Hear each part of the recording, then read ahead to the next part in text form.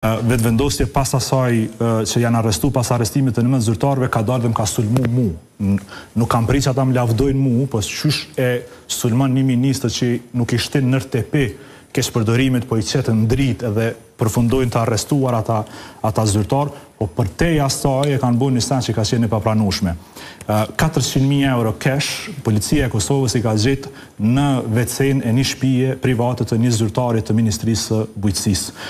Kur kam hulumtu, e kam gjetë shumë shpejt që në atë shtëpi lëvizja vetëvendosje ka mbajt tubimet të fushatës së tyre, pra të lëvizjes vetëvendosje. Dhe aty e kam kuptu, e kam pas shumë të qartë pse lëvizja vetëvendosje vazhdimisht më ka sulmu.